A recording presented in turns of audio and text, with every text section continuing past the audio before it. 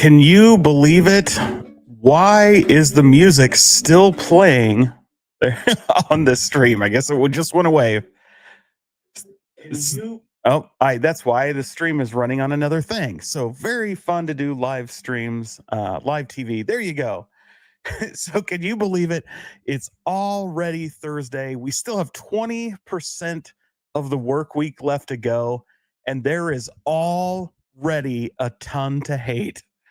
We have AtGames announcing some questionable price increases, even amid all these tariffs. After watching the Nintendo Mario Kart World Direct and reflecting on Sony PlayStation execs' comments about Nintendo losing their identity, I can't help but feel he's correct. And yeah, Arcade One Up goes back to the well of fake leaks. All that and more. So let's just get right into it.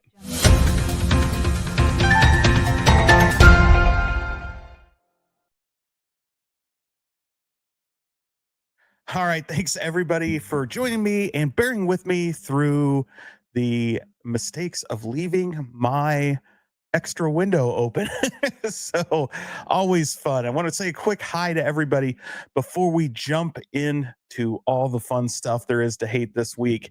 And right out of the gate, we have Dane Bramage. Always good to see you.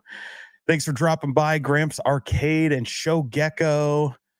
J Rod is here. Gantry G. Jim the Pacers fan. Always nice to see you guys as always. And let's just scroll through here. B Kirby, thanks for dropping by. Cyan Spirits, JJ. Yeah, Nintendo, let them eat cake if they can't afford a Switch 2. Pretty much. So gonna kind of steer clear of tariff talk today somewhat. Obviously, we can't not talk about AtGames price increases with at least mentioning it. But before we get to those stories, we got to talk about some quick hitters. You guys know, you've probably heard by now on all the other YouTube channels, all the hubbub. Everybody's out in Chicago right now playing King Kong. We've got members of Arcades Anonymous at Pinball at the Zoo playing King Kong. All the talk is of this new Stern King Kong table. And hey, it may be the greatest game ever invented.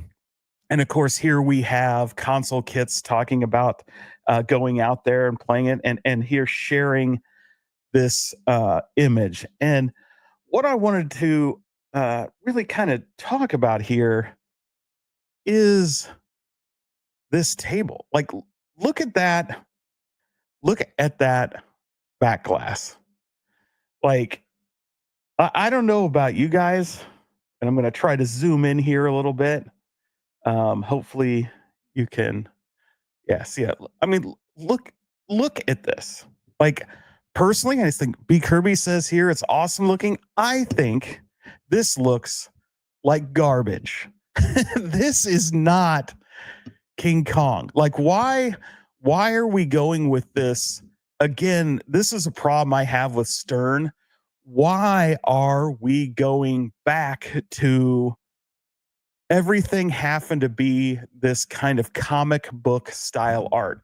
That is not King Kong. King Kong doesn't lend itself well to the comic book page, at least by this artist. Like, the exaggerated teeth, all of these things look really goofy to me, quite frankly. The art on this just looks horrendous in my opinion. Like, not just the art itself, but even the choice of colors used here, it just is not speaking Kong vibes to me. And let's reflect on what we know cinematically as Kong, right? This is obviously a recent Kong. We have like classic Kong. I mean, look at this one, classic Kong art. Again, actual classic movie Kong, you know, all of these things. And I'm just like, when I saw the art on this table, I just thought, man, this is straight hot garbage. And when you're paying the kind of prices for these tables, eight, 10,000 or more for the special edition or the limited editions with all the bells and whistles, you know, up to 15K, as Mike likes likes to say, you you want something more interesting. You want something that's iconic and gonna stand out. And to me, this looks exactly like not the Daredevil, but the Deadpool table. This doesn't differentiate itself at all on this art. And I think it's a routine problem that Stern has, continually going back to the same artist for everything. And what I wanted to do is show you a piece of Kong art. It's real art. It's historic. But I want to ask you, like, wouldn't this style of art made a lot more sense? Like, it's not perfect, but this is far more telling of the story of Kong. It is not cartoony. It's not comic booky.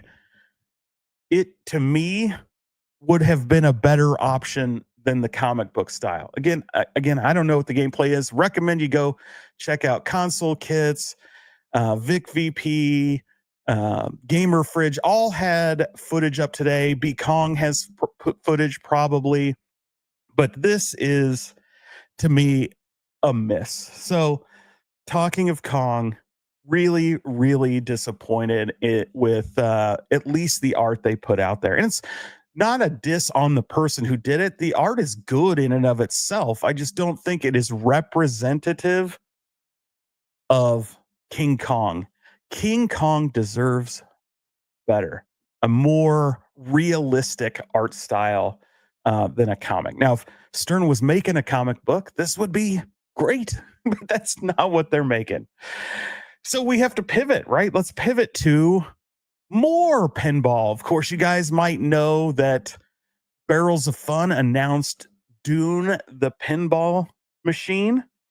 This is one I think I'm pretty interested in, especially before seeing it. I was like, man, even if it's David Lynch Dune, that's good. I'm kind of enjoying the current Dune. So let's see what they bring to the table. But obviously, what they did is they brought the current HBO Max Dune. And again, I'm kind of enjoying the show, but I know, or the movie and the show, but I know people aren't necessarily big fans of it. It's pretty a controversial thing. I think it can be great if it wanted to be. So it's an interesting choice. It's not a surprising choice to me because this is what's actively out there. It's what's two movies have been out. A series just ended, season 1 on Max, and you have a new one coming out. But what I wanted to talk about, this one isn't even that IP of the new one. We have to talk about the giant, and we should see it here in a second, I believe, on this clip. And I'll try to pause it here when we get there because it's an important piece of this table. I mean, I think a lot of this table looks pretty good. I like some of the contraptions. The worm looks good over there on the far right. There's some fun things that could be happening here. And then there's this.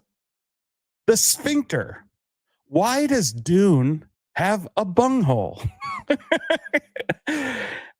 Is there some infatuation with beads? Like, what is going on here? This is not how the worms look. This is not how Dune works. It's a Dune butthole. We have a pinball table with a butthole in it. And yeah, you put your beads right in there for your pleasure. But look, like over here, right in this corner, there's a worm. Like they have worms on the table. They know what worms look like. What is this butthole in the middle of the table? very, very interesting to me. So I'm not going to play the whole thing. I just wanted to talk about this is another thing that just like floored me this week. A pinball table with a sphincter, TP for my bunghole. So let's get in to the big stories. And I love some of these comments. They are killing me over here, guys. I think it's Deep Dark Desire. Only I no. I think pretty much everybody can see what is on the table. It's look at it. Look at it. It's even got like butt cheeks. They put butt cheeks around the butthole. Like this isn't this isn't a mistake. This is intentional. like like did anybody look at that? Did anybody go, maybe that's not the right look that we're going for on this table? It is very, very, very, very strange in my opinion. but oh yeah, no, you can totally see it there. Yeah, it is it is it is interesting. But now let's talk about I think what is uh, just another disappointment in a long line of disappointments.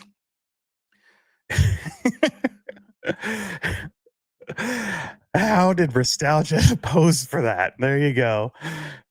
And then, no, son, let's go. We have pinball at home. Yes. Yeah. Do you have to be 17 and over to play this pinball machine? I mean, the optics of that worm aren't great, aren't great at all. Having seen the movie, so many things that they could have done. They already have worms on the side of the table. There were things that they could have done that would have made that great. And unfortunately, that wasn't it.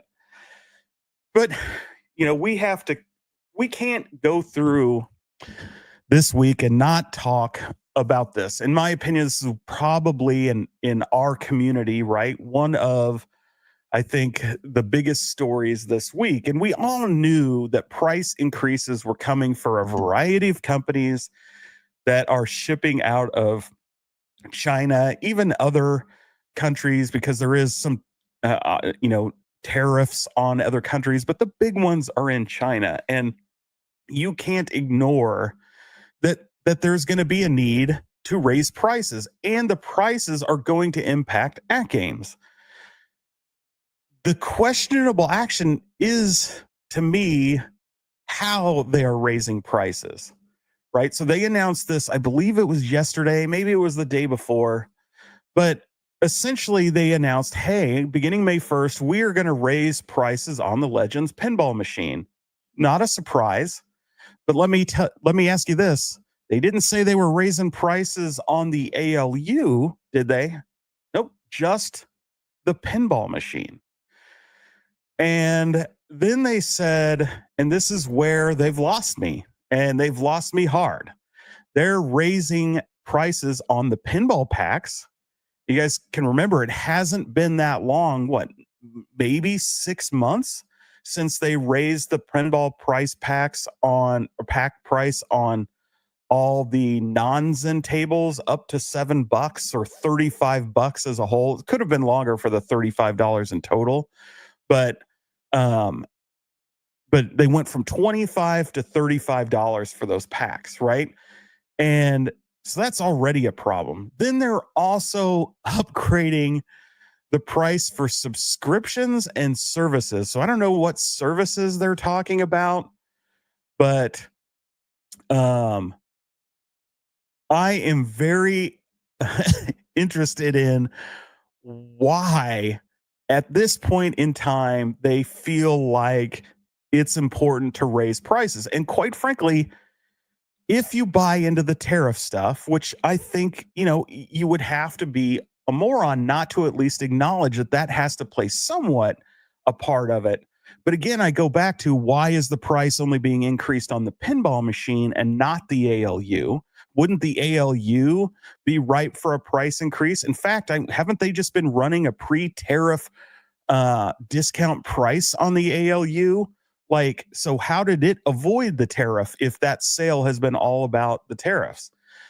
But it's clear to me what they're trying to do is subsidize the tariffs by essentially taxing their current customers. So if you're already a 4KP owner, you are going to have to pay even more for new pinball packs. Not only that, and this is where they really, really lose me, and I find it very insulting. If you didn't buy an older pack, too bad. That one increases too. When is the last time, aside from AtGames price increase of those non-Zen tables, when is the last time you've ever seen a piece of software, or more importantly, a video game, go up in price year, 2 years, 3 years after it was released? Have you ever seen that? Software normally goes down in price. We're not going on Steam and playing $80 for some old LucasArts adventure game. They're like $1.99. This makes zero sense. And so I'm obviously concerned. So you've got two scenarios. Either they're trying to use all of us to subsidize the price increase to the 4KP, meaning they don't want to increase it as much, and so they're passing that price on to us, or they are that strapped for cash that they have no choice. And that is always a possibility. And probably a more likely one, given the leaks we've heard at the end of last year about the number of 4KPs they sold being way below expectations, so low you had to wonder if it was jeopardizing their relationship with their pinball pack partners like Zen and Magic Pixel. Because they have to be disappointed with the investment they made based on projections of how many tables they would sell when it was way, way under that limit. Now, they've likely grown since then, but what is that grown? I saw today that somebody got a new 4KP within the last week, and it was manufactured a year ago. So if they're getting delivery of items manufactured over a year ago, are they sitting in a warehouse somewhere in the United States and they're still trying to charge all these extra rates?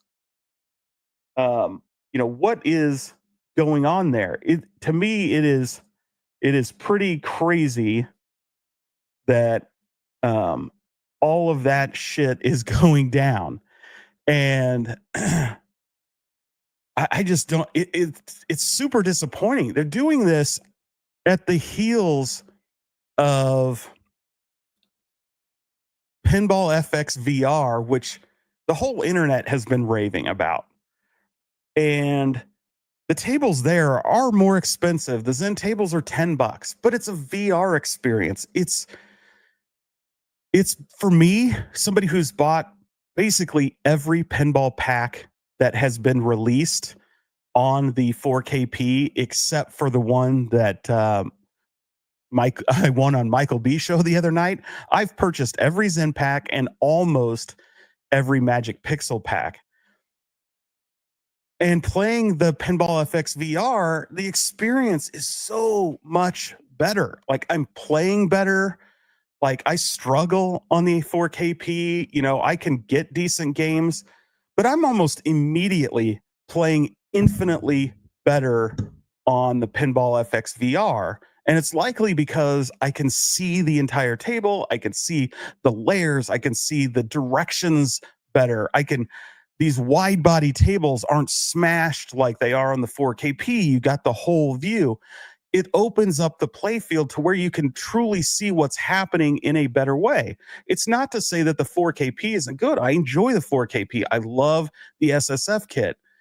And it's a great option just to go over there, flip on, play a few games. Or if I have somebody over and we want to play some games together, it's basically the only option for that. So it's not like I want to abandon my 4KP. But if you're going to tell me Zen packs go up to $10 or Magic Pixel packs are going up to 10 or 12 or $15 or even worse, $50 for a 3-pack or something, then you're telling me that my money is better spent elsewhere. Because I'm just not going to pay that kind of money for the experience I have. I already have tons of tables. I've been buying them at that rate. I may still pick one up here or there if it's really a table that I just have to play and have to own. But most of the time, I'm just buying these because $5, even $7, is kind of a no-brainer decision. It's not a no regret. If the table's good, I have something to play.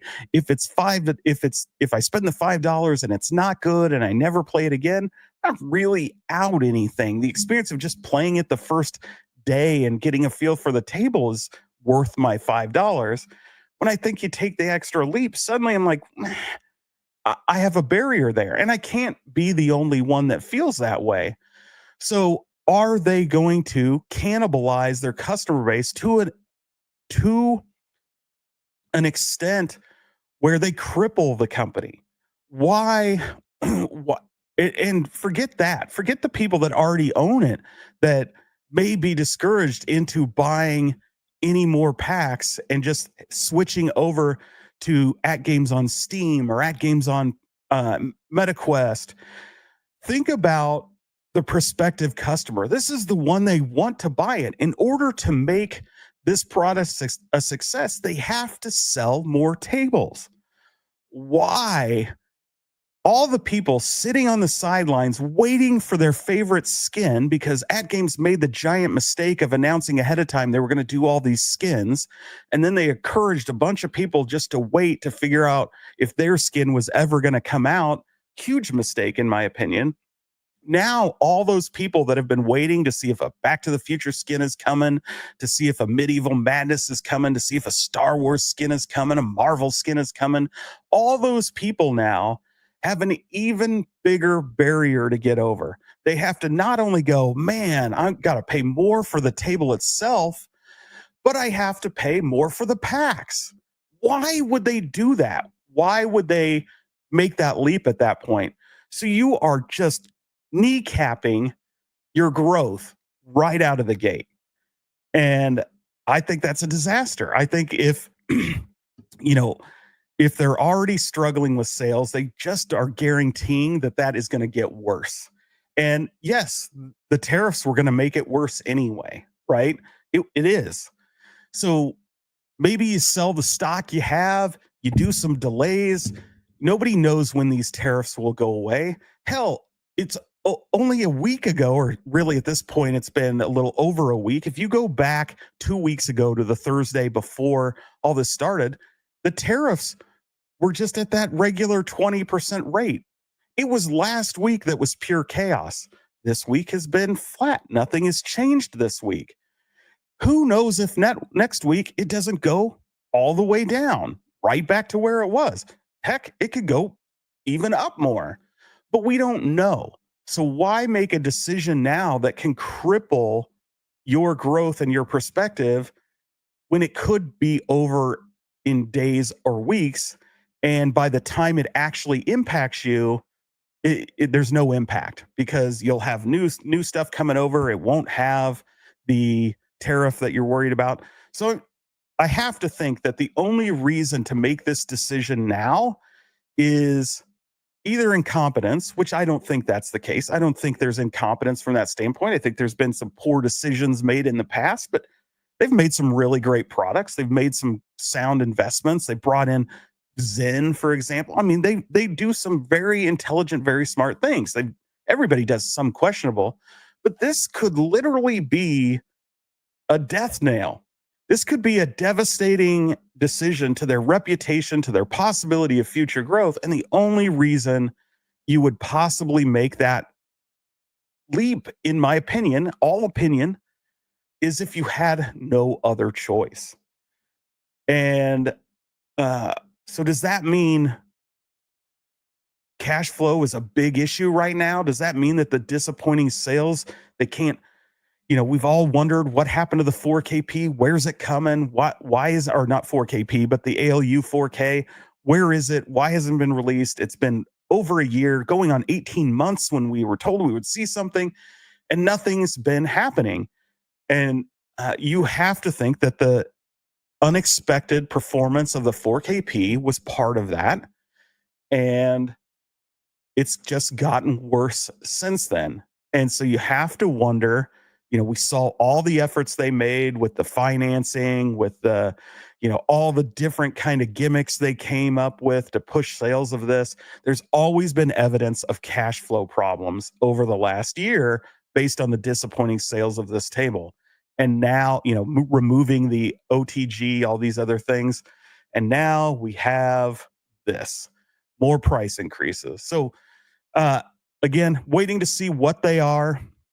But I'll tell you right now, if there's a Zen increase, they basically drop. I will no longer be buying every pack of Zen, right? I will buy a few select tables for things I really, really want to play. Other than that, I'm out. And I already struggle with buying Magic Pixel games. I'm not a big fan of them. I won't buy any of those. I mean, there's not a chance I'll buy any of them if that price goes above where it's at. $7 is palatable to me if the IP is interesting. But 35 going up to 40, 45, 50, I'm out. Like Magic Pixel games aren't that exciting to me. You pay by the flipper, so they just get out of control expensive.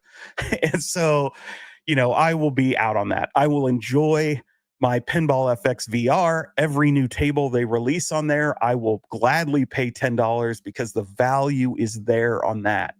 It plays so much different, so much better. And it is a different experience, but I'm really, really disappointed with what they've done. And MG says here, it's like Destiny. People moan about lack of content, which costs money. So they develop content and the people moan it's not free or cheap. You can't have it both ways. AtGames is pretty small too. That's true. And I'm okay. Like, let's take that devil's advocate, MG. I am okay if AtGames said all new tables have to be $10. All new Magic Pixels have to be $10. What really is upsetting me about it is they're going back and saying all the other ones that have been out for several years that you already haven't purchased, we're going to make those more expensive, which they've done before. I think that's a crappy tactic. And it's something I'm not a fan of. Wow, this is I'm done with AtGames video. Prove me wrong. So, I have a love-hate relationship with AtGames. So that's where I'm at with the whole AtGames thing. So, it is what it is. And I saw Michael B's mention in there. That's a chat, Mike, from when we were at CES. So no conspiracy theory there. We were needing to coordinate times to be at the hotel to see those iconic things. Chris says, James, I've picked up over 200 tables since November on Steam. They think I've got a problem. You can pick up the 4K 32-inch screen for under $400, and I don't get the AtGames hype. Yeah, so I think, Chris, part of the AtGames hype is that you get to play it on what looks like and feels like a pinball table. And I'll be honest, the SSF kit is a game changer. I really enjoy my 4KP. I don't enjoy the experience more than I enjoy the VR experience. But I'll tell you what, it doesn't mean my 4KP goes in the trash. As you mentioned, you can buy tables on Steam, which go on sale all the time. And of course, they come out there first. And so you can buy all those same Zen tables on Steam and then use your OTG on the 4KP to play them on the your 4KP and still have the SSF kit and all that fun stuff. So they're just ensuring that I stop buying packs from them and I start playing more VPX and more Zen Pinball on Steam. So I don't know where they want me to buy them from. I know Zen doesn't care as long as I buy them. So if AtGames wants us to keep buying them from AtGames, probably should think about that, the fact that we have other options and can still use that piece of hardware we bought. MG says, I don't like paying more, but I also don't want 100-pound paperweight. Yeah, and that's kind of my point, MG, right? Is it doesn't have to be a paperweight because, again, AtGames thought through and gave us a way to bypass their games and play our own through OTG. So, we can still play all those great Zen pinball games that we haven't bought. In fact, we can play a whole lot more that have never even been released on AtGames yet. But I'd prefer to buy them from AtGames. I'm just not going to do it with that. So, that's me ranting and raving. Obviously, something I really hated about this week's announcements. I think you're saying VR or we also do not know how much of an increase. That's 100% we're early. If it's $1, maybe it's a different discussion. And we also don't know like maybe they're only raising prices on the old packs. I don't know. We don't know. But looking at it as we see it now, it's concerning. And so I'll give the benefit of the doubt until we know. But that's my thinking. That's how I plan to react. And that is why, I have the whole pinball tea party and tossing all those pinball machines into the Boston Harbor, right? Yeah. We can always also talk about the shenanigans they pull on their website, on Facebook where they censor people, on their website where YouTubers are posting positive reviews and nowhere is it noted that they have a relationship with that YouTuber on their website. It's just a review with somebody's name and you can't even tell that that's an influencer for them. There's a whole lot of things that fly in a questionable zone with AtGames, and their some of their influencer programs, and not the influencers themselves. I want to be clear. The influencers all disclose their relationship, everything else. It's the way AtGames does it flies in the face of recent FTC letters and information, right? You're not allowed to do that stuff. You're not allowed to censor bad reviews on your forums, on your review sections. That's a no-no. And AtGames has been doing it.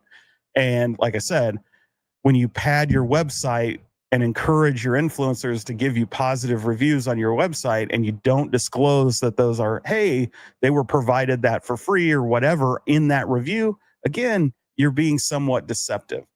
And that's AtGames' problem, nobody else. AtGames needs to be disclosing that on their websites, and they need to stop censoring people. So there's that fun stuff. And we do have a $9.99 super chat from NASA Games fan. He says, AtGames is annoying. Stuff like this makes Arcade 1-Up look good. Oh, we'll get to them. But yeah, it's annoying. I hope they make better decisions. I hope if it is a cash flow problem, I hope they actually, I know it's not good theoretically in a company's mind to go around and say, hey, look, we're struggling, but maybe they would find that this community would help lift them up. If they were honest, if that was the case, say, hey, we've had disappointing sales. We have no choice.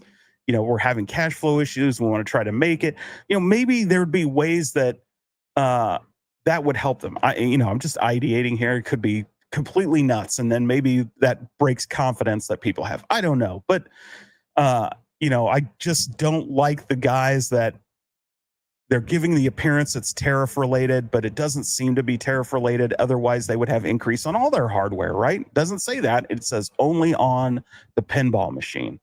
So I find that very interesting. Hello, Israel says, everyone is having a blessed evening. Yes, this is the Thursday before the Good Friday. Always fun. P-Dubs is going to have a field day with this. I am sure he will. Yeah, tired of looking at Mario Kart World videos. 100% MG, and that's what we're going to talk about next. I said MG, but I meant KFB. I was reading MG, who was agreeing with you at the same time. So, okay, we got Kevin Clausen in here trying to catch up real quick. Says 19K Fox is raising his prices to pay for 4 of these tables. Yes, so inflation hitting the 19K Fox members. That's freaking hilarious. We got, Michael B with the Canadian $2. Wait, I was supposed to only be positive? No, absolutely not. Like I said, I think the YouTubers, all the YouTubers, so I don't care if you're Michael B, Papa Brad, Bill, Chaotic, any of those guys that have Cornercade, they all have are in that influencer program. All of them disclose it that I've seen. I'm not talking about that. I'm talking about what AtGames is doing on their website and what they're doing in their on their Facebook page. And they've clearly been aggressive in locking out people that talk and give a poor review, that criticize the 4KP. But the rest of these guys, they do it right on YouTube, and you can't control what AtGames does on their website. And so I'm just encouraging them, as I did with one of the things I want to give a big hat tip to AtGames. One of the things they've done right is they listen to the criticism. And that's why I don't think this is intentional. I think it's just it's an unawareness of what legally they have to do, what they're supposed to do to comply with the FTC. And until somebody really complains about it, they're not really going to get in any trouble either. So it's easy to do. But a lot of us complained about the advertising of these as 4K tables and the Zens not being 4K, being at 1440. And for a long time, I was greatly frustrated with that because they never disclosed anywhere that wasn't the case. Well, now they do. They put it right out there. It tells you what the table is at, where the Zen ones are at, where the Magic Pixel ones are at. They put it right out in front. They're not hiding it. They're even giving you things like frame rates. They're going above and beyond now, and they got right with Jesus. and they just need to do that on their reviews on their website, and they need to stop just censoring people. Obviously, if somebody's swearing or things like that, that's a different decision. But if somebody just has an honest criticism or they're mad about their experience, that's their experience. You should not be hiding that. We have Chris says, I'm late, but I love all you guys. Keep the content coming. New to the community, but you all rock. Well, thank you much, Chris. We love having you here. This is a great community. I think you'll find you hang out with everybody. We love to all play games together after this. We have lots of people have Discords. We hang out in open chats there and all, bullshit until 3-4 in the morning. We play VR, whatever. And of course, we all hang out in everybody's chats and have a good time. So this is a unique YouTube community I think you have going on in home arcade, and all the more the merrier. So let's talk about the next story. Of course, we got to talk about Yoshida, who basically made a comment a few days ago, right? And I completely agreed with him at the time, and I've said similar things. But he basically, I'm not trying to find his exact quote in here, blah, blah, blah. Yeah, so here it is, right? Blah, blah, blah, mixed meshes. For me, there's a way of creating a new experience, like designing games. It's larger. It's because Switch. Sorry.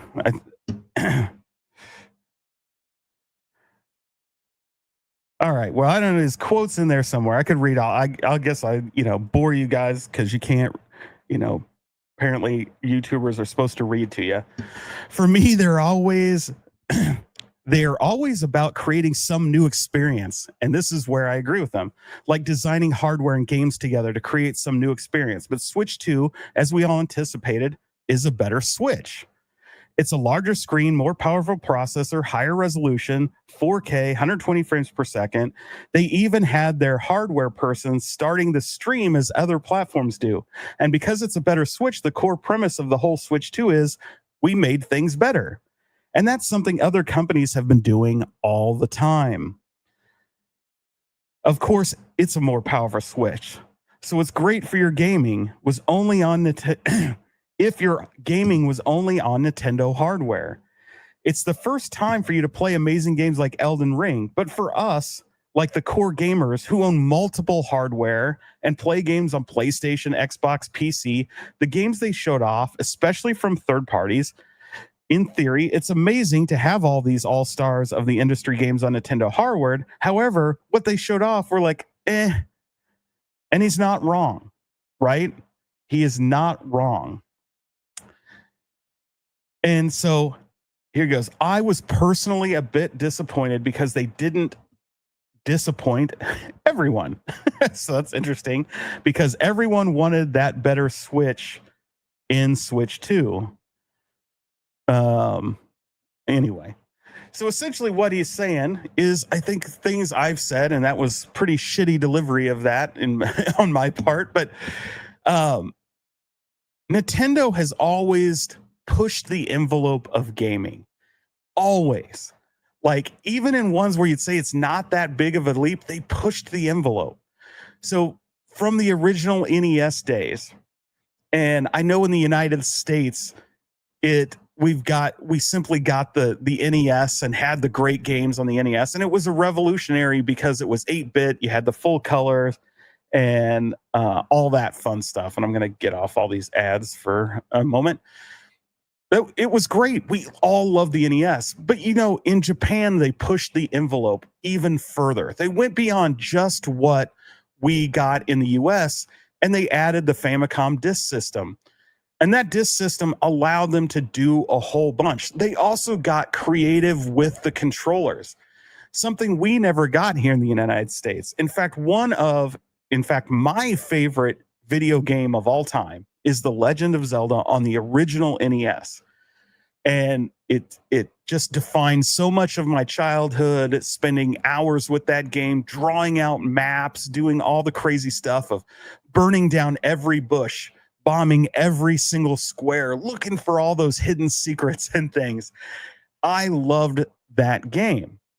But if you recall in the manual, there is a section that describes the enemies of The Legend of Zelda.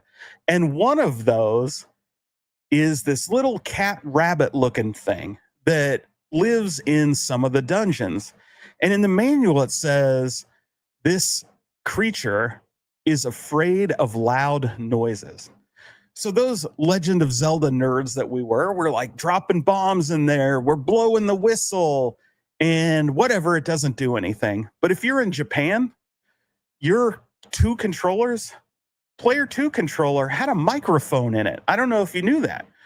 As a big Famicom collector and fan myself, it's pretty cool. It's used in all sorts of Famicom games. And one of those was The Legend of Zelda. And if you blew into that microphone when you were in those dungeons with those little cat rabbit things, they all died instantly. The whole room died. And that's something we never got. But it's still something like Nintendo did back in the day, using microphones and voice and sound in gameplay. Would have been great if that came to the US, but it didn't. But they did give us light guns. They gave us Rob the Robot. They gave us the gamepad before anybody was doing things like Dance Dance Revolution. We got the Power Glove, although the disaster it was. They pushed the envelope. Then came the Super Nintendo. We got 6 buttons. Suddenly we had shoulder buttons. We had 4 buttons on the front. Of course, we went to 16-bit, but that was a revolution in and of itself. Then we moved into the N64. We got 3D graphics. And while everybody else was doing CDs, Nintendo said, screw that. We're going to stay on cartridges. And even though those games cost way more than everybody else because they had to produce the cartridges, and you were paying $80 back then, the equivalent of $130 today, we did it because Nintendo understood the fundamentals of gameplay. And that was when 3D was starting. So when you got things like Super Mario 64 and Ocarina of Time and all these things, it was all the exploratory phase, and they were doing it better than everybody else. And of course, as console fanboy points out, you can't ignore GoldenEye. And I think I mentioned that over there on that Super Nintendo, if you remember, they had a mouse with that one.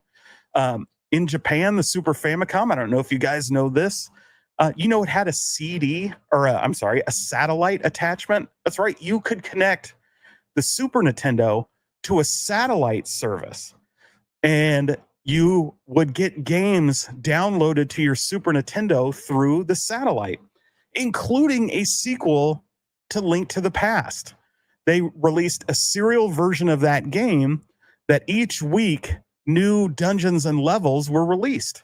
And now, yes, you can get copies of that are bootlegs that you can play on the Super Nintendo here. But back at the time, that was the only way to do it. And of course, they didn't do that in the United States, but they were back there innovating and experimenting with different ways to play and use that hardware. And so as we went from that N64 and that crazy controller, right? We got the first analog stick on a console. We got the first trigger button on a console. In fact, we had two sticks, if you remember, the one over on the right and the weird, gun handle one in the middle. And although the controller wasn't great, it pushed the boundaries. Now, GameCube, I think, is it's one of my favorite systems released by Nintendo. It's not necessarily a huge push, but it was the first Rumble Pack. Great point. It was the first Nintendo system to have the CDs. They did the smaller ones to avoid that, but they did things like the Game Boy attachment that you could put on there. They just did a lot of things that made that system feel better. Now, it wasn't, again, light years leaps ahead, but for Nintendo, it was a big shift. They adopted, the CD system for the first time. They got great exclusives, and they were exclusives. So it made you want to buy the GameCube. And it wasn't just Mario and Zelda. You got Resident Evil 4 exclusive to that system. Resident Evil 0 exclusive to the GameCube. They were making great titles, as Nintendo always does.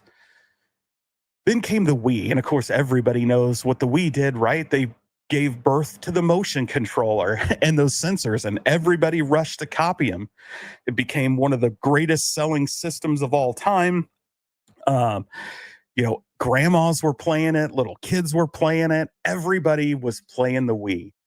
The Wii U, bad marketing, but a huge leap. They created a controller with a screen that you could sit on your couch and play without actually playing on your TV. You could play on your TV, and then it acted as a second screen, adding all this extra functionality. But for the first time, you were no longer tethered to your console or your TV. You could sit back there, wirelessly play your games on that Wii U controller, which of course gave birth to the Switch, which is where we are at today, right? 7 years of awesome games released, many of which came from the Wii U because, again, bad marketing on Nintendo's part. But Nintendo always makes great games. But the Switch married the two and said, now you can be totally portable, or you can have it connected to your TV. You still have all those motion controls. You have all these things you can do, touch screen, all these things.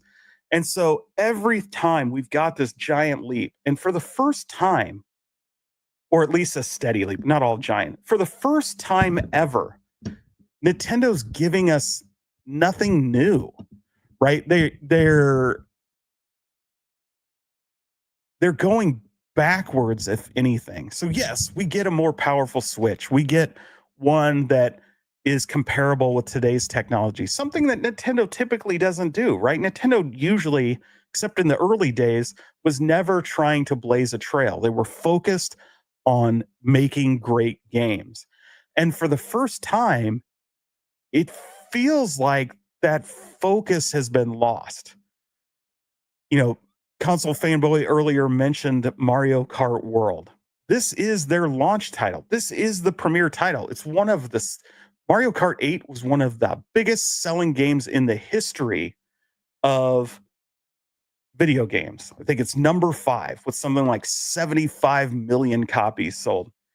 But it's been out there for almost 11 years at this point. It started on the Wii U, came to the Switch, and it's lived a long life. And they've had a decade to develop Mario Kart World. And as the premier launch title, it's launching at an $80 price point. Lots of people have complained about this. And while we know inflation is a thing, we know tariffs are a thing, it's like, well, I took it's a lot, but let's wait and see. When Nintendo jumped from 60 to 70 for Tears of the Kingdom, I was like, let's see it. And then we saw it, and we saw that sandbox where you could infinitely create all these gadgets, and it worked. You didn't have crashes, you didn't have bugs. If you could think it up, you could do it. Do you know how many ways we discovered you could kill Koroks? I mean, it was infinite. and and it's like, man, I paid an extra $10 to get a game that literally provided endless amounts of creativity and fun. A map that was 3 times the size of Breath of the Wild, and all for an extra 10 bucks over a normal game. That was worth it. So when we hear Mario Kart World last week or 2 weeks ago at that um original Switch 2 Nintendo Direct, we all say, let's wait and see. Let's see. They have a whole special Nintendo Direct just for this game. A lot of people are outraged, yeah, lower the price, lower the price. But a lot of us were like, man, there could be something really awesome here. And it's got to be, because they're doing a whole separate Nintendo Direct just for this game. There's got to be something there. And boy, I tuned in this morning. Boy, oh boy, did I tune in this morning. Not only was the Nintendo Direct only 15 minutes long, a glorified trailer. And I have to ask, why was this just not part of the original Nintendo Direct? But everything we hoped we would see never occurred. No surprises, nothing really new. What is the innovation of Mario Kart here? I mean, yes, you have this slightly open world where you have to travel from course to course, but that's not revolutionary. Lots of racing games have that. Is it that we can go to a drive-through and get food and change costumes? Nothing in that game at all said this was worth $80. And that's a huge problem. And then what were the other innovations? Oh, we have mouse support. Well, they did that back on the Super Nintendo. Oh, we have a camera. Well, they did that on the DS Lite. Like what? And honestly, where they stuck the camera into gameplay, it looks just shoehorned in there, shoehorned, just kind of nonsense. And yes, we got some improvements to Nintendo Switch Online, so we can sort of stream together at very, very low FPS for the other 4 players. But there's nothing in there, no innovations that really make it worthwhile. And maybe we just have to pay the $10 for the brochure game in order to figure out what the secret sauce is. Now, I have no doubt that the games are going to be good, especially the Nintendo first party ones. Nintendo just makes good games. I just think they missed the mark on pricing on Mario Kart World. And, they could make it up to us by just saying now, hey, at the $80, we're going to continually release new courses and new characters, and they're just included for free. And then you say, well, $80, that's a bargain because I'm going to get all this future content. They haven't said that. So we don't know what's going to happen there. And as it is now, I feel like it's overpriced by like $30 at a minimum, in my opinion. But they know they can charge it, and that's not typical of Nintendo, right? Nintendo's always kind of tried to be, other than that era of the N64 where they didn't have a choice. They've always tried to kind of be at least the affordable alternative, the family system, right? Where it's not going to break the bank. I don't mind the extra price on the console. I think it makes sense given today's climate, given the power that has to go into it. But I'm really disappointed that there was no innovation here. It feels like what they innovated with was a complete afterthought, and Mario Kart Worlds Direct sealed the deal for me. It just proved that there's nothing there. So I honestly, and I've said this before on this channel, there's nothing that differentiates this. I think you're going to have a real hard time convincing parents who aren't gamers to buy the Switch 2 for their kids when they already have a Switch 1. I think you're even going to turn off some of the gamers. Your loyal Nintendo fanboys are going to buy it no matter what. Like me, I'm going to buy it. I like the other games. That's not the big concern. But this, I think we're looking at another Wii U. I think there's a core group of people that are going to buy it just like they bought the Wii U. We're going to play it, but for Nintendo, it's going to be an overall disappointment. I don't think the sales are going to support this system, and they're going to have to do something else sooner rather than later. Does that mean you know, 5 years, 4 years. I don't know, but I think this is just a slight improvement over what we have, and I'll enjoy that improvement as long as it lasts. I'm sure we're going to get great games, but for Nintendo, I think it's a misstep because they've lost sight of who they are. Uh, Giovanni says you mentioned DDR earlier, so I'm here to super chat to steal the ending of the stream to once again show a controller that's totally innovative. Well, awesome. Shoot me an email, Gio. Is that the one you showed off the other night on Rascal's stream? So if you guys missed that, definitely check that out. Uh, Gio has put together the sensor controller for various dancing games, and I know he's working with a partner on the software and the game around it. It's very cool, very innovative. In fact, I was thinking about you today when I saw a an ad in on Instagram for some sort of Kickstarter of this boxing game. So it looked a lot like, say, Synth Riders or Beat Saber, but it was essentially a projector that projected the image of the game down on this pad that you had mounted on the wall. So the projector is on this platform, it sends down, and clearly the guy has got gloves on and he's punching the things as they fly at him in the video. So clearly they have some sort of sensor. I doubt it's in the pad. I'm betting it's up top where the projector kind of thing is. And I'm betting they have sensors like what you're using to detect when and where you're throwing those punches in order to register that. And so seeing what you did and then seeing this coming Kickstarter with that kind of exercise equipment, because that's really what it was for, is exercising, not necessarily rhythm games, even though that's part of it to keep you enjoying it. I just thought, man, like Geo could do something like that too, because that's pretty smart idea that they came up with, and you're already working on something crazy cool like that. So Geo, the email is in the description. It's just James hates everything 2020 at gmail.com. And I'll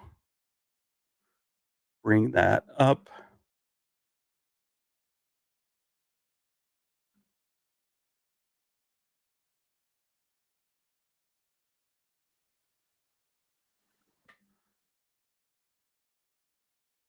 All right, let me share real quick. I'll share this guys with you so you can check this out, because some of the stuff he's doing is super cool.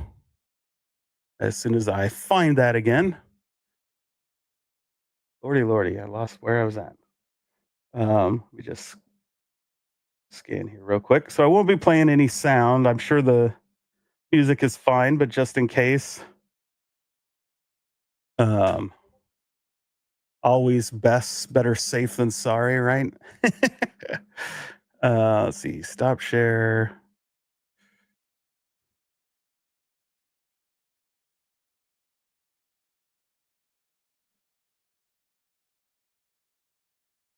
Okay, so let's check this out.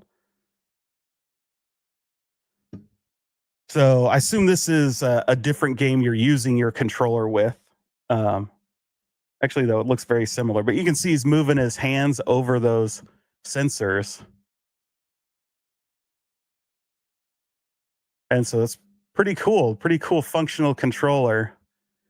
And you can hear him talk about it on Rascal's stream from Tuesday. So if you guys missed that, definitely go check that out.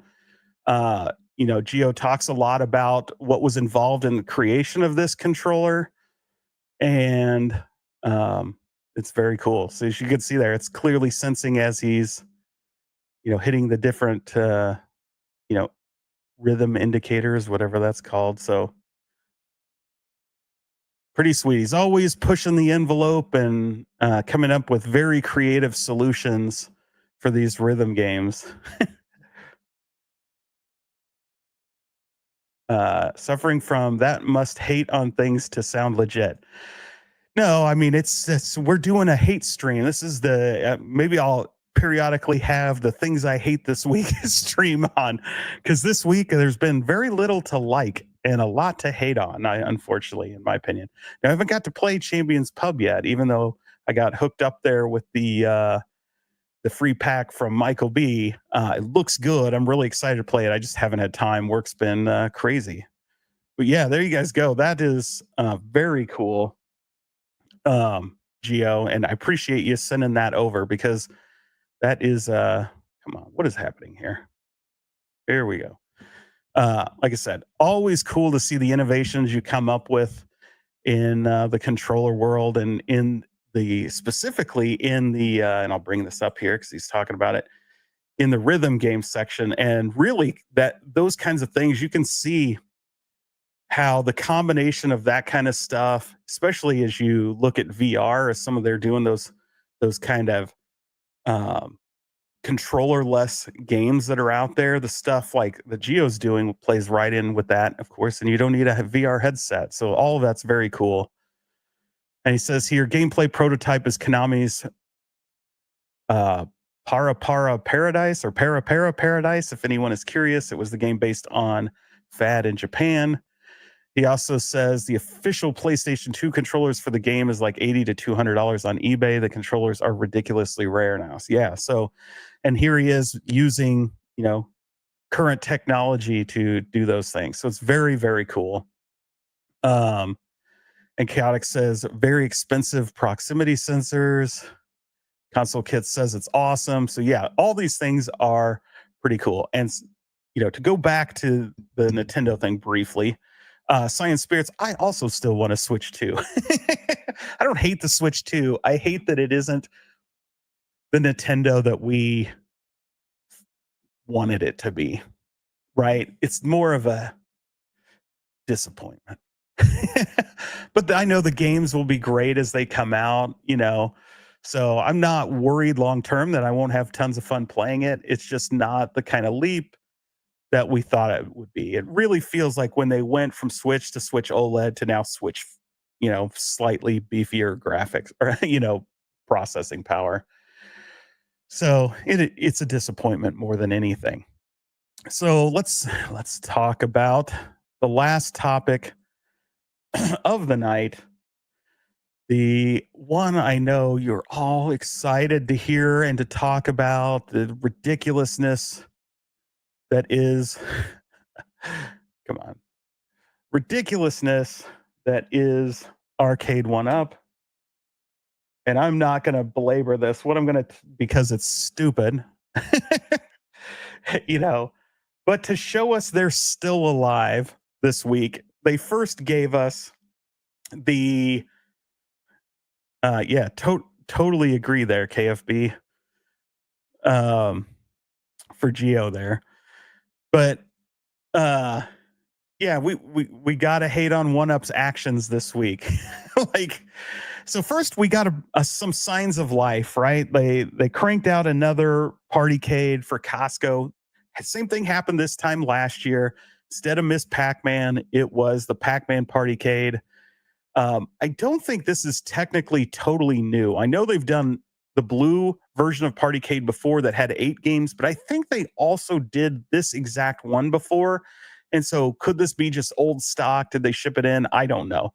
But this is now in Costco's across the country. So this mirrors what they did exactly last year. So signs of life. It's not the blue Miss Pac-Man I wanted. I wanted an XL version. They gave us a table last year in blue, and now they're giving us a partycade. None of these are things I'm interested in, but it shows they're probably obviously still engaged with Costco, and so it probably means we're getting an XL. And I know other people have mentioned it. I've mentioned it myself. I don't think we're going to get lucky enough to get an XL Mortal Kombat. My guess is Costco's too afraid to have people ripping people's heads off in their store. We could potentially get an XL Big Buck Hunter, but I slightly doubt that because then you would get the animal rights people mad. And while other companies all do it, and you're probably not actually going to get the animal rights people mad, I still think Costco's probably going to shy away from the whole gun thing. So I think that really leaves us with 2 options, and other people have talked about it. I think NBA Jam is a very likely option. And unfortunately, I think they're going to go back to the well of Pac-Man and give us a 45th anniversary Pac-Man XL. Either one of those, like, ugh. you know, Pac-Man XL with that 45th anniversary artwork is something let's say whatever. I have no desire for that. I'd probably buy an NBA Jam XL if it was the real artwork. I've never looked at the Shaq Jam because it was ugly and looked stupid and had a bad monitor. So if we got a good monitor or rightly built NBA Jam XL, I might be in on that one. I already have an NBA Jam, so I'm not totally sold that I would want that, but I can see maybe of the IPs they have, the only really ones I might be interested in would be an XL Big Buck Hunter or XL Mortal Kombat. Of course, an XL Miss Pac Man, but I don't think they're going to give us any of those. So it's unfortunate, but that's what it is. But hey, that was the news earlier in the week that these are out there. Yippity skippity. But of course, you guys all know people have talked about it this week. I just couldn't bring myself to even mention it because it's so ridiculous. These Hello Kitty things. And let me start by saying, like, they're these actually ship. They're going to sell the shit out of these because just like with the claw machine, they appeal to a young audience. Little girls love. First of all, they love the photo booth thing. They love the claw machines. They love the little gotcha pawn stuff. Like, this is gonna sell. It's kitties. It's Hello Kitty. It's gonna sell. It's just clearly not for arcade people. It's a toy thing, right? It's toys. Arcade One Up should just change their name back to Tastemakers, call them so Toys One Up or whatever. But it's disappointing. Well, I don't really care about this stuff. Like, I'm going to show them as talking about it. What I wanted to talk about, what I hate about this, isn't this IP. It makes sense. Like I said, I think they're going to sell it. They're going to have it's a money grab. They're going to make some money off this, provided they can get it in the country through the tariffs. But they'll make money on this. But we're back to these fake leaks again from Arcade One Up. And when are they going to stop this? Right? People always kind of said, oh, that was kind of what John D did. Well, then he left and then DMAC did it with the claw machine. And here all those guys are gone. None of those guys are there. And we're still doing the fake ass leak thing.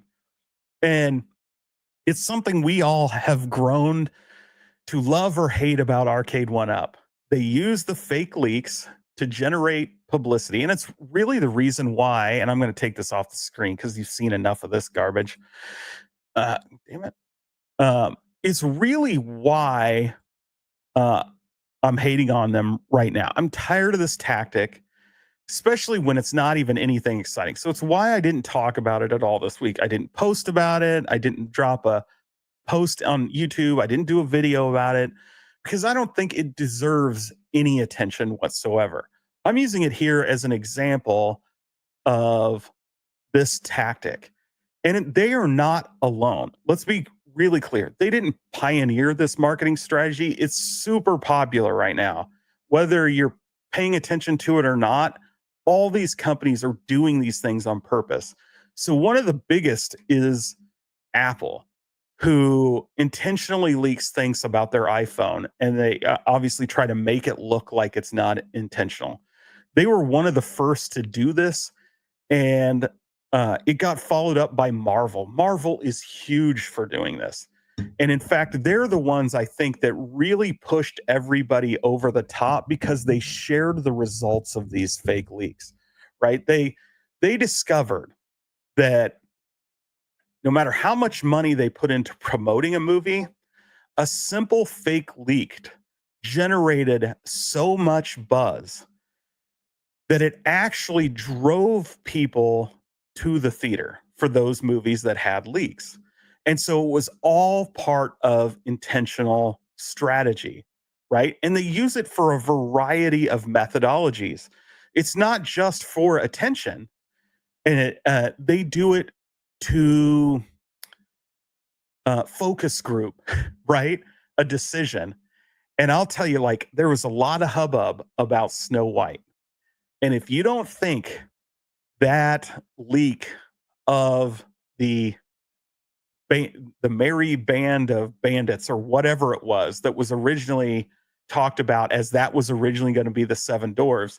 If you don't think that was intentional in order to see how people would react to them being the dwarves, um, you aren't paying attention to what Disney and Marvel have been doing. I mean, I don't think they expected the blowback quite as bad as they did. And that largely became because of their stars comments more than anything. But it forced them to completely pivot, went back, did reshoots, went to the computer animated dwarves, did all those things. And then relegated them to the bandit part of the story, and kind of they basically had no very little lines from my understanding. I mean, I haven't seen it. I have no desire to see that one. I haven't seen most of the Disney live action stuff, a conversion to cartoons. So it's not anything particular with that movie. It just doesn't appeal to me. But these companies have been doing this, and Arcade One Up does it, and it's just so not strategic. The first leak The leak of the claw machine last year is clearly not the first leak. I think was done well. Like, right? Accidentally show it in a live stream. Oops, on me, get everybody talking about it. Something they'd never released before, truly a new product that people were like, wow, I never thought they could do something like that. Totally makes sense. Leaking this Hello Kitty stuff? Why? Like, do you really think like a bunch of people are going to go out there and make content about Hello Kitty stuff, and it's going to generate a ton of buzz that are going to get a bunch of 6 to 14-year-old girls to bug dad to go buy it? No, they're going to do that when they see it in the store. This doesn't make any sense to me.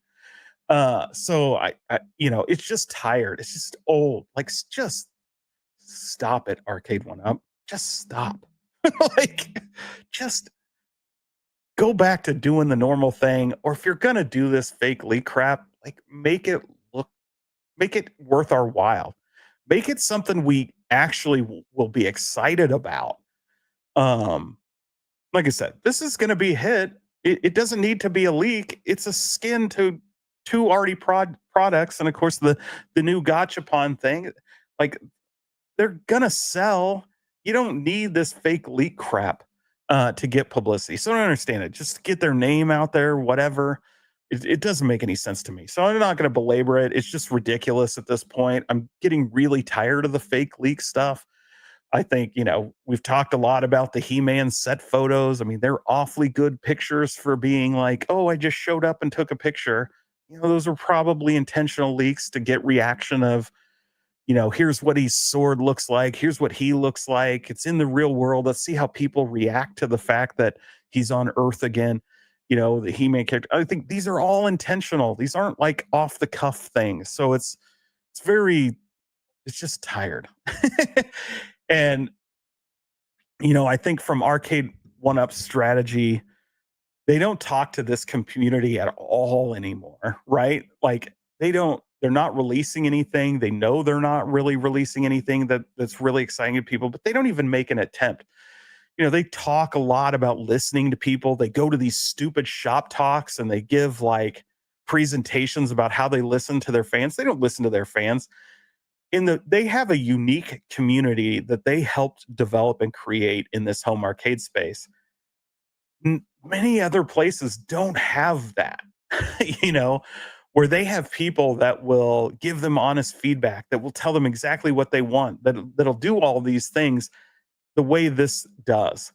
And I'm not saying they should go and interact directly with people, but they should be more engaged to some extent.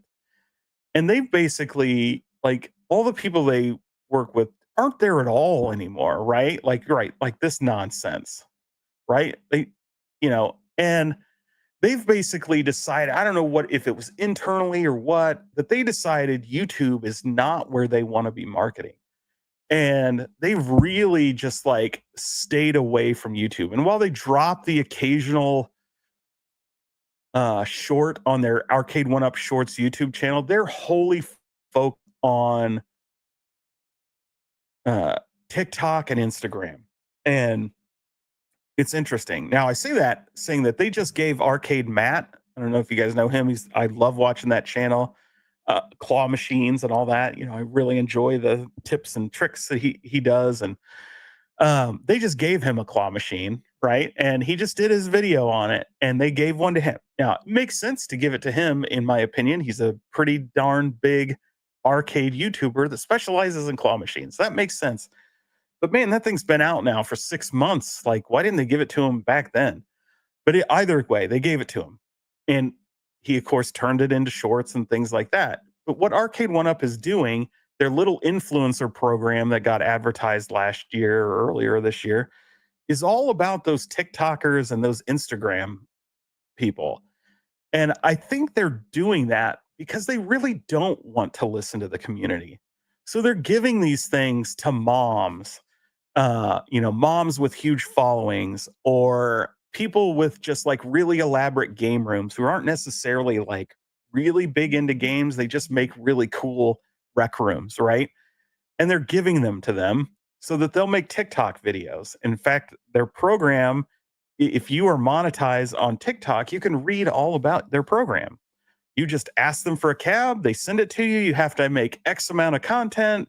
It basically has to say X, Y, or Z, and there you go, right? They're looking for a certain number of views. And I think it's like you buy it and they give you a refund or something like that, some stupid gimmick like that. I don't remember exactly what it is.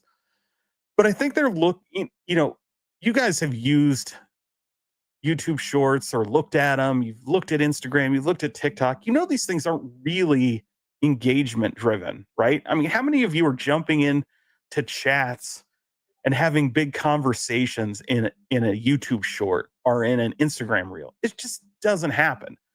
You can have a YouTube short that has 10 million views and there's maybe 50 comments on it, right? It's like people just don't comment on that stuff. And so, going back to, does Arcade One Up really give a shit what anybody thinks? No, they don't. If they did, they would be engaging more with this YouTube community, or at least other YouTube creators where they get that feedback. Instead, they're focused on push videos where you don't really have an opportunity to engage. You get the 30-second commercial about how great this,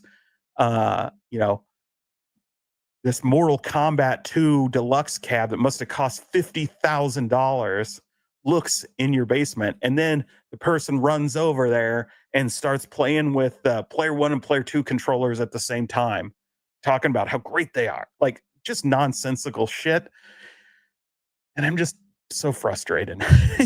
And I think mainly that's out of disappointment. Like, that this whole economic climate is killing their competition that was going to kill them this year, or at least, definitely give us options. So anyway, enough with the stupid fake damn leaks. Just remember those $4,000 value ads. Oh yeah. Yeah. Oh yeah. Science Spirits. The water bucket thing was my favorite. I'll tell you what, that may be proof they're actually listening, because those two clowns haven't been back since those two videos. So hopefully they stay gone, because they're terrible actors with their $50,000 Mortal Kombats and whatever it was with filling a bucket of water. We already talked about that one, Gamer Fridge. You missed it. And the ruling on the field was, it's ugly as shit.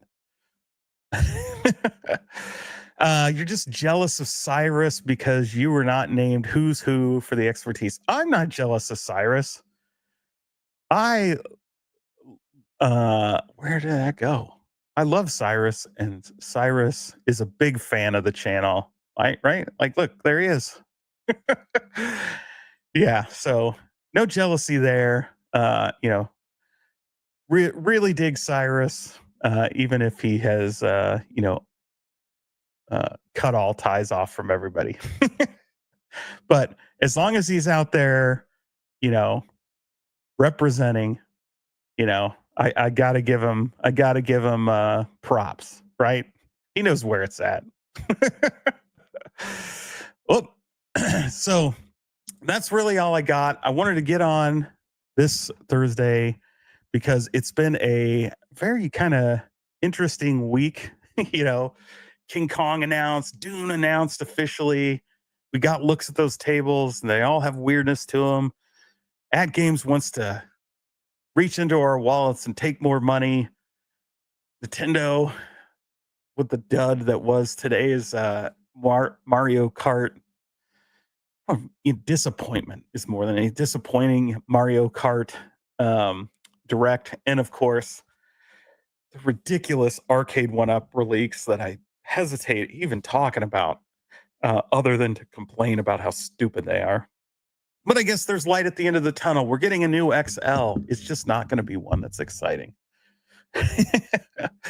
So again, Calvin Wong, thanks for dropping by. I saw your riveting comment earlier on in the stream and did not get a chance to say anything. Just for fun says they do TikToks and Instagram because they want to market to a younger generation. They have never understood that the younger generation is not their customer. 100%. It's because they're the younger generation and they think that they're their customers. The reality is that generation is living at home with mommy or daddy, is complaining that they can't afford to move out and buy a home and all these things. And you think that they're going to drop $500 on this crap?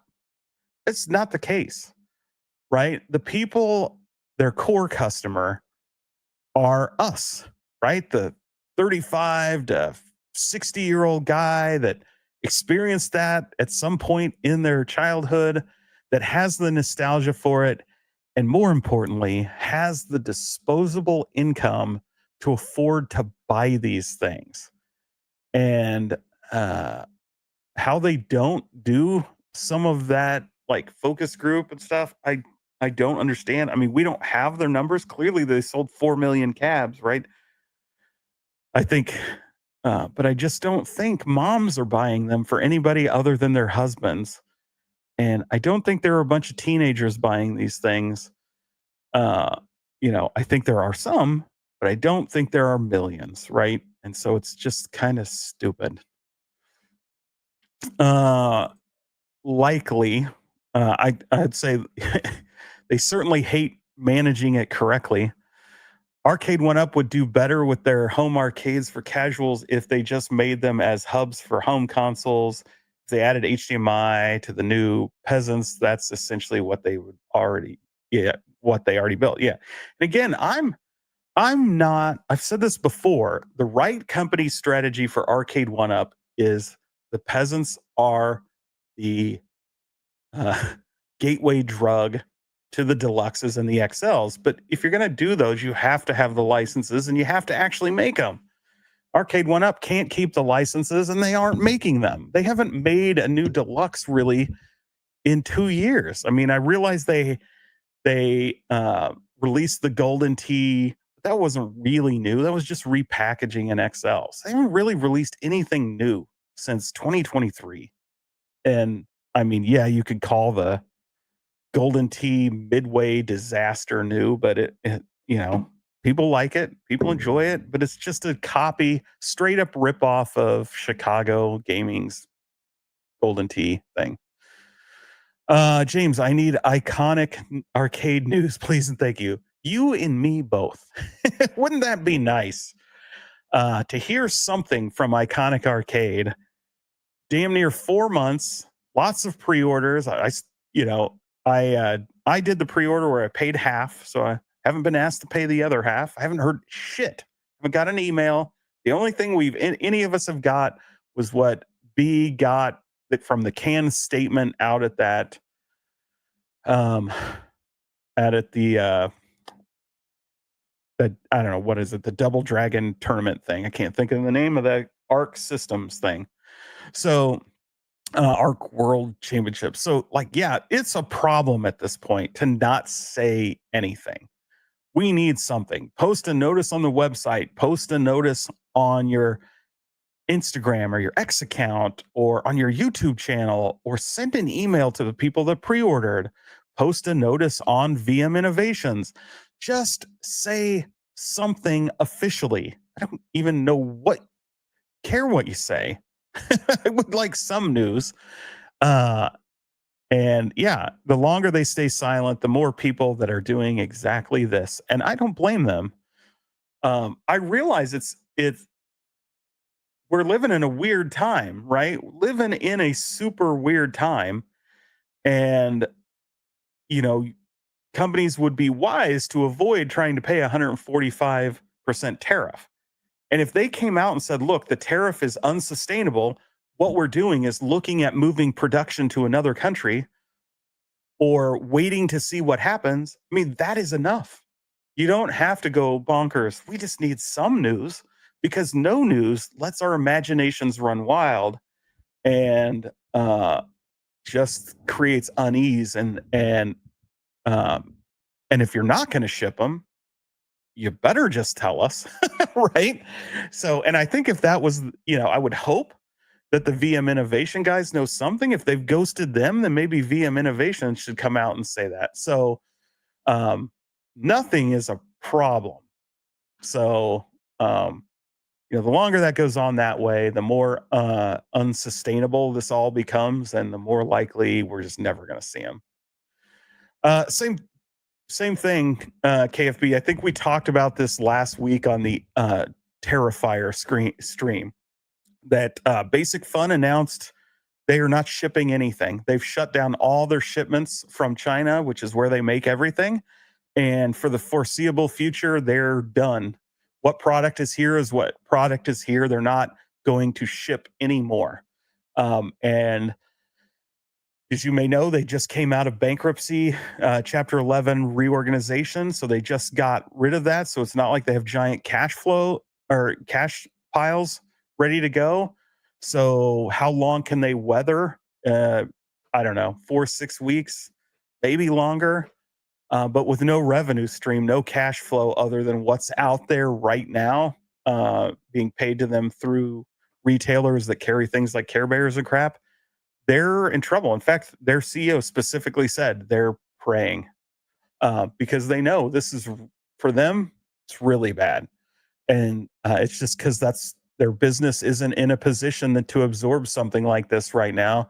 And they didn't diversify their supply chains. They were in bankruptcy for, many years. It's hard to do that. You can't make those investments when you're in bankruptcy, you don't have the credit, you don't have the way to invest and shift new suppliers and things like that. So they were cornered, and it's just really bad timing for them. And unfortunately, I think that is making it highly,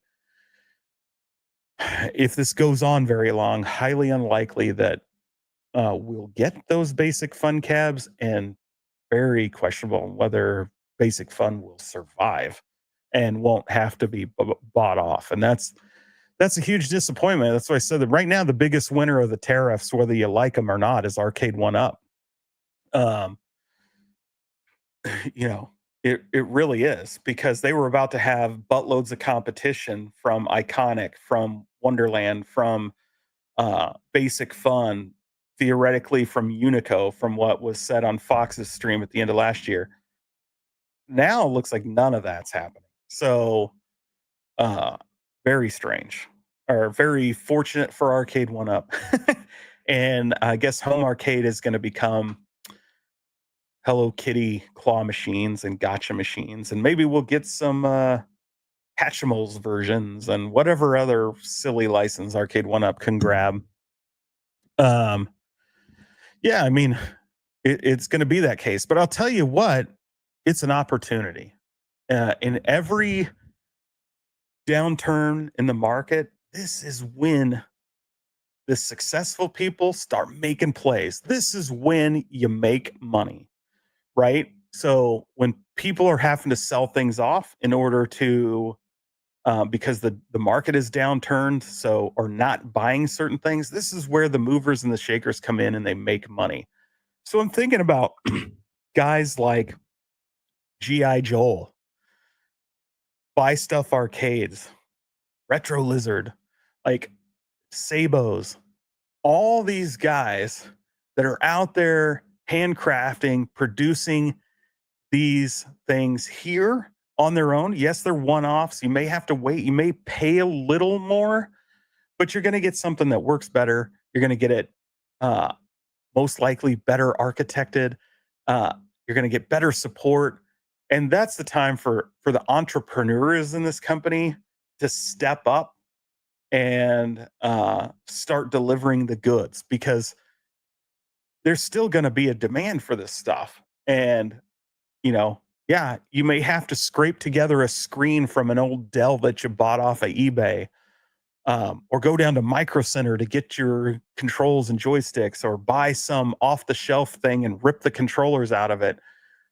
But there are parts here, right? There are parts in the country that you can find and build. So let's get and these let's support all these independent companies that are making this stuff in North America, going out and doing these things, and producing these craft home arcade products, while the other competition, the big companies, can't, because they're all reliant on China.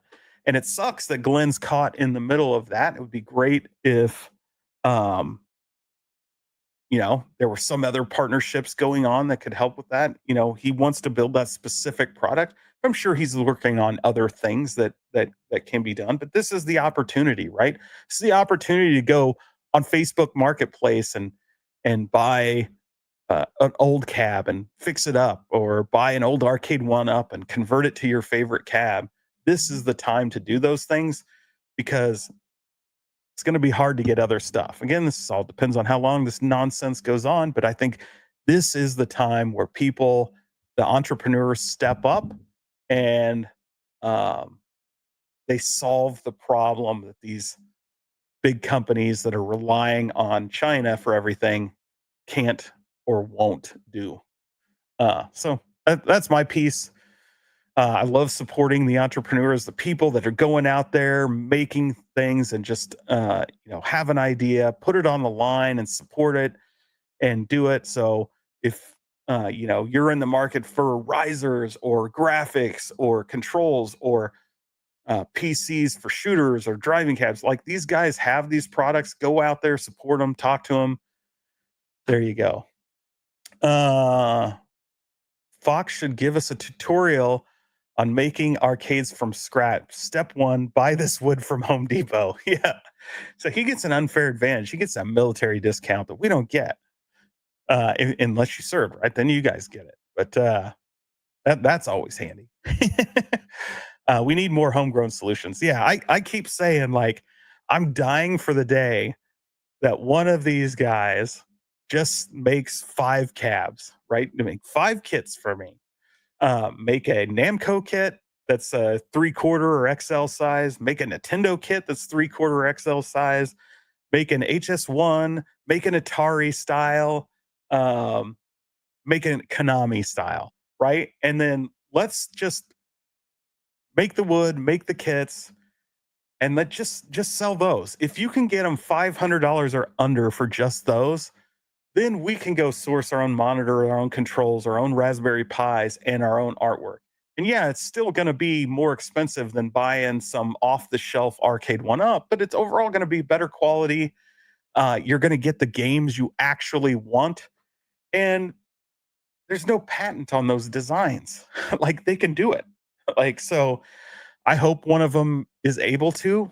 And I think it would be a big moneymaker for them. And I think it would be big demand. The question is, can they actually do it at that price point? I have no idea, right? Maybe you can't. Maybe there's just no way to source the materials at that price point. I don't know enough about it. But if they could, man, it would be the heyday.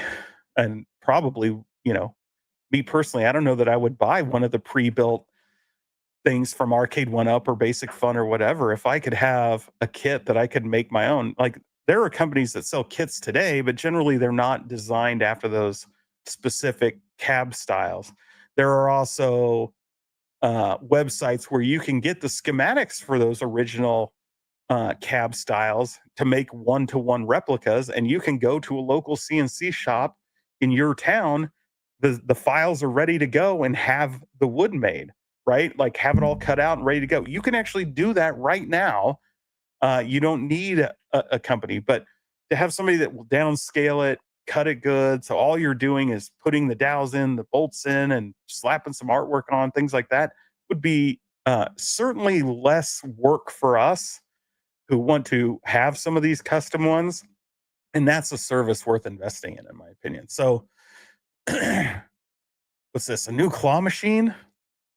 Uh, Vavor claw machines are 463. Has commercial build would be a buy for me if it had party stand. Interesting. And Geo says, right, speaking of an entrepreneur who's out here doing his own thing, right? With me, I'm glad I can build my own hardware because I can figure out where I went wrong and then figure out the problem I created on a controller's hardware and software. Yeah. I mean, so that's that I think is a lot of the fun stuff. And so I love the entrepreneurial spirit, innovation, all that stuff. And now I'm rambling. We're going on talking about everything. And so I'll finish up with console fanboys question here. Your favorite FX VR table? Go. Uh right now I'm torn. Um Indiana Jones is just so much fun. So I like playing that one a lot. I love the mechanism of walking through the tomb up there in the upper left playfield. It's goofy. I like it. I think it's fairly easy to enter the different game modes on that while still presenting a ton of challenge. The other one is World Cup Soccer. I just love playing that one. Like that's one I can jump on, play, and just have a ton of fun. I don't know how you could do a soccer game in a pinball format any better than World Cup Soccer. I love how it plays. It's very intuitive. Get the goals, right? And then as you play it more and you learn the combos, right? Get the goal, get the TV award, get to the final draw, win matches. Like you just start stacking these things, and then when you get the final draw going and you get that multi-ball going and you start scoring and the I forget what it's actually called, but you start doing that left ramp over and over, and it's doubling and tripling and quadrupling your award. Like your score just skyrockets really quickly.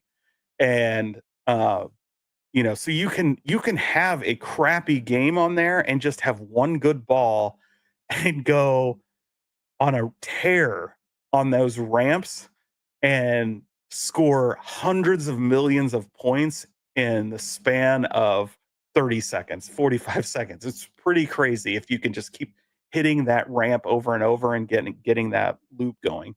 But I really love playing that one.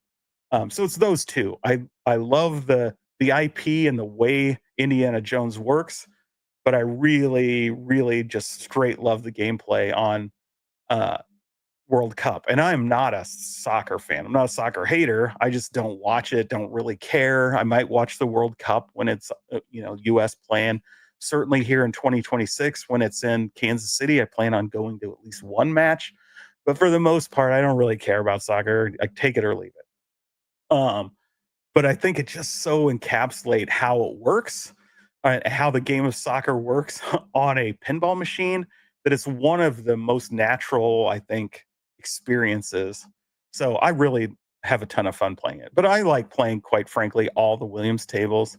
Don't care for too much for the Zen originals. They're fine. The Universal Studios ones are fine. But the Williams ones are awesome, and they could whatever Williams one they do, I'll buy. Um, they just do so good. That's why I'm looking forward to playing Champions Pub. I love that mechanism of having the fight, bashing the guy with the ball, just like I like shooting down the saucers in Attack from Mars and storming the castle in Medieval Madness, or in the junkyard, like smashing that wrecking ball into the cars. Like I love those kind of goofy mechanisms that Williams really did better than anybody. And it's crazy that that era of pinball has so much good stuff that is still some of the best stuff made today. Like they just understood what made fun gameplay that I don't think anybody has captured like that era of Williams and Bally back then, in my opinion. But I'm no huge pinball fan, so I haven't played enough to truly have a valid opinion, but that's just my observation. Played a lot of the Sterns. I made it my goal, went out at Chicago to play every single Stern table you could have out there, making sure I played at least one round on every one. And a lot of them felt like I'm just playing the same thing over and over. where I don't necessarily get that feeling with Williams. And I feel like the gimmicks in the Williams tables all mean something. The one difference I think is Dungeons and Dragons on Stern. I really liked the how that played and how you progressed and how it remembered and you can continue your journey and you can build up your character. I thought that was all kind of very different from some of the other games, but um Indiana Jones you was talking about, were you playing it on the AtGames pinball machine or the PS4? So the Indiana Jones I'm talking about is Indiana Jones the Pinball Adventure, the Williams pinball table, and that's on PS V or Pinball FX VR on the MetaQuest 3. Though the pinball on PlayStation or the Indiana Jones on Xbox and now PlayStation 5 is freaking phenomenal. There's a mod for it in VR if you want to play it in VR. That is a great Indiana Jones game. Highly recommend. Um, and if they do an Indiana Jones on the 4KP at some point, that would be good, but it's going to be hard to beat the Pinball FX VR version, that's for sure. So that's all I got. Appreciate everybody stopping by. We've gone on way, way longer than I normally do. I know it's been a rambling stream. Wanted to try out this, like, because I was looking for some good news, good things to talk about. Unfortunately, most of the stuff has really disappointed me this week. It's very, very frustrated. So you get a hate stream, living up to my name for once. 5 things I hated, at least 5 that we covered tonight. So really appreciate you guys joining me and what we do here. Until next time, have fun.